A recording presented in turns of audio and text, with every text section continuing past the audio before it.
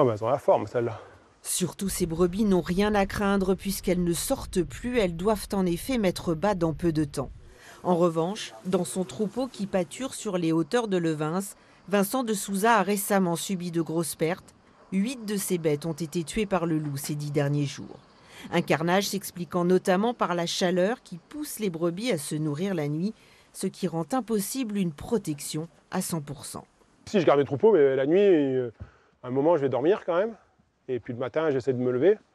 Mais voilà, quand vous passez 10 jours à dormir 5 heures par nuit, c'est compliqué, quoi. C'est compliqué. Au moment où vous ne pouvez pas rester toute la nuit là-bas, la journée, moi j'ai des livraisons, j'ai du fromage à faire, on a des activités à faire à la maison. On ne peut pas travailler 20 heures sur 24, quoi. Physiologiquement, même si vous essayez, vous n'y arrivez pas. Désarmé, Vincent est aussi très en colère.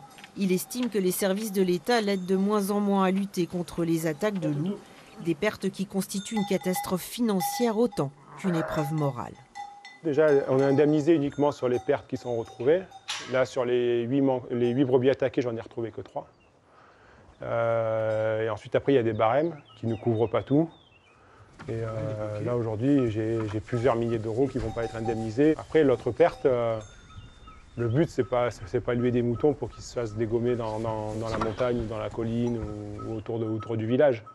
Nous, derrière, on y a un attachement.